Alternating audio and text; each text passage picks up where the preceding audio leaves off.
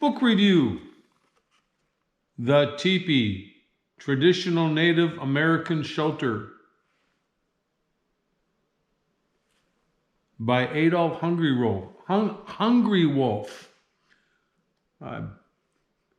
Published in 2006.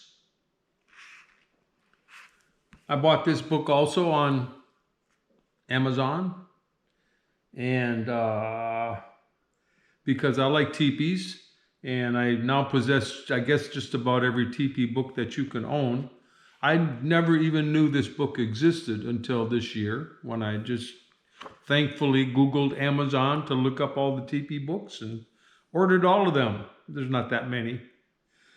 Small book, and it's all these old-fashioned pictures, old-time pictures that scan the North American continent, mainly the United States and Canada, those areas that we call the United States and Canada of today. Breaks down into different geographic groups, areas, nations, the peculiarities that each group may have had, but not like contemporary.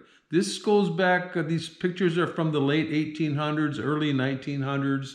The stories are Smithsonian ethnographic studies that go back to the early 1800s. And when people were first when European people were first arriving to the Great Plains of the United States, of the North America, Canada. And I recommend this book for those people that are into teepees, that want to know, a bit more about them. This will not give you a lot of good technical information. It will give you a lot of photographs, so you get an idea of what the different smoke flaps look like. Oh, here's a good one. This one is, you won't be able to see it very well, but this one shows a couple of tires with rims holding down the covers. I found out that, back in the day, people usually put together whatever they could find when times were rough, to cover their teepees with. So not those pristine covers that we sew up so nicely. Also found out that there was, originally these were dragged along by dogs, and then the horse came along, so the poles got longer and the teepees got larger. And then what happened was North America didn't have a wheel till the Europeans got here, and then they started going to, before there were cars, they started using wagons, and then there's even one photograph in here about a two-wheeled cart that people had. Another thing I found out was, the travois, that the two poles that were dragged behind that carried things behind a horse or a dog, they would set them up, and sometimes they would set them up as a teepee type shelter, put 2 or 3 of them, 4 of them together, lean them up, cover them up, and spend a quick night sleeping on their way to wherever they were going to permanently settle.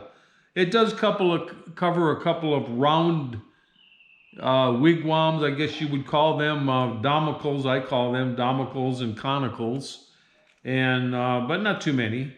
Some of them are hide covered, some of them are low and squat, and some of them are tall and elegant, and some of them are covered with reeds and weeds and stuff instead of the what we know. Sweat lodges are covered a little bit, but not much. But in a historical context, not in a modern use content.